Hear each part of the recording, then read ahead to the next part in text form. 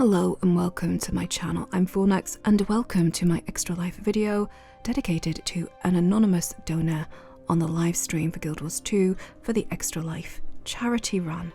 They requested a story, and today I am going to tell the unofficial history of the Wizard's Court, written by a Hawthorne, or rather the faltering attempts of archivist Hawthorne to write an unofficial history of the Wizard's Court, starting with Volume 1. A foreword, I suppose. Isgarren tasks me with writing out a complete history of the Wizard's Court by hand. I'm pretty sure this is a torture for asking his age during the reading of my latest scroll translation. He had that smug little grin on his face again. I'm forever kicking myself over not accepting Waiting Sorrow's invitation to join her at the Bastion of the Celestial. I've been sitting in the library now for hours. Basic recordings, books of spells, anything and everything you need to know about the potency of poisonous flora found in the underworld. Things I already know, having served as the leading archivist for 2 decades. Nothing personal about Akeem or Vass. Nothing about Isgarren's time before the court was founded. I suppose that raises the conundrum. I've been a leading archivist on the Bastions for 23 years, and my knowledge is embarrassingly limited compared to his. Isgarren's ramblings about the prior cycle have already given me pause, but more recently they have drawn my attention to the fact that he has kept that knowledge just out of reach of all but Mabon, maybe Sorrow. How isn't there a history of the court already? Volume 2. The more dead ends I encounter while attempting to piece together a meaningful timeline at the foundation of the Wizard's Court to present, the more I realize a history of the court could simply be a history of Isgarren himself. I am at least excited to venture down this path, as I've spent my entire time in the Astral Ward focusing on watching the continued escalation in Alona, of which Isgarren has shown little interest, which shocks me, given his impassioned hatred of the demonic.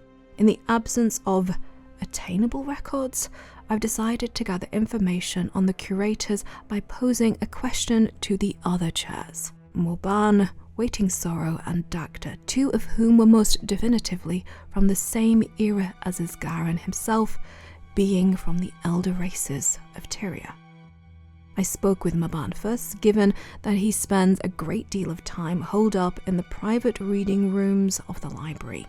He seemed bemused when I told him of Isgarren's little assignment, shocked even, but of a little beyond what we already know, that Mabon was Isgarren's first recruit. Mabon paused for a few moments, reflecting on that time. He noted the war between the Seers and the Masat. Isgarren spared him, supposedly, and for that Mabon will always be in his debt. He did not say much else of note. He was quiet, as I expected him to be. Volume 3. I expected Waiting Sorrow to be the more gentle of the 3, but I was damn wrong. I encountered her attuning the conduits that keep Amnatas affixed in the clouds, usual mundane work for someone of her skill, but on approach I noticed the furrow in her brow. Perhaps she was not in the mood to talk of the past. When I mentioned wanting to learn more of Vass and Akeem, her expression went blank. She watched me for a moment too long before simmering into a quiet rage. Not at me, perhaps, but I'd certainly hit a nerve. Wouldn't it be nice, knowing what they were like? Was all Sorrow muttered before taking her leave. Sorrow's assistant assured me that her foul mood was simply a product of long working hours. Repairs to the ring had been modest at best. I could tell from the dark patches under their eyes they'd been working the same. Volume 4. Catching Dagda in Amnatas is like sighting a rare bird in the wild. She's the only wizard that has not taken over a bastion, despite the Bastion of Nature and the Obscure being without proper leadership. I've also had less than one conversation with her from start to completion, so I'm a bit anxious, especially after Sorrow's dismissal. I tracked her down in the Wizard's Tower. We were all stranded inside while Isgarren shifted Amnatas towards warmer skies for the winter. She was sitting on a window ledge, watching the clouds as we travelled. I assumed she'd heard of my impossible task because she scooted left just enough to make room for another. "Sit," she said, and I sat. Despite not leading a bastion, Dagda had always had the commanding tone of a leader. I would follow her, I think. We sat in silence a long while, watching the clouds. Dagda was very thoughtful, despite rumours. Eventually she spoke. She described to me that day, which I quickly passed as being the moment that Mabon and Waiting Sorrow saved her from the Jotun. Her expression flickered from frustration to anger as she described the events, most of which she readily acknowledged had learned from Mabon after her ascension.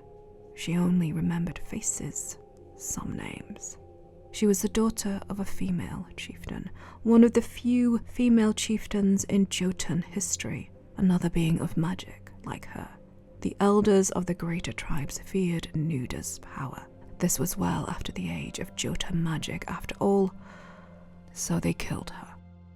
And most of Dagda's family. They probably would have killed Dagda too, if she were not so young. Knowing what I do of the Jotun, being collectors, likely wanted to keep those genetics intact. They likely viewed her and those powers as a tool.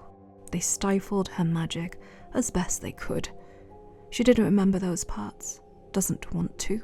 Her arms twitched as she spoke, possibly a reflexive response to things endured. Mabon found her, while he and Sorrow were tracking migration south. Jormag had birthed another champion, further displacing life in the north. That, she said, is most of it. She couldn't recount the rest, even if she wanted to. Before I took my leave, she touched my arm. A delicate gesture of such a warrior. She told me to be light when asking of the past. The wizards all chose to ascend and leave their past lives behind, but that doesn't mean they do not yearn for those threads, to reach out and remember. Thank you so much to Anonymous for sponsoring this video for Extra Life. I hope you enjoyed my reading of the unofficial history of the Wizard's Court. Please do like this video if you liked it. Subscribe for more content in the future, and do show some love to my wondrous, fantabulous Patreons who keep this one-woman show up, running, more or less sane, and have shown endless patience while I recuperate. I hope you all have a wonderful Winter's Festival, however you celebrate it, but until we meet again, please stay safe, stay awesome, and thank you so much for watching. Bye bye!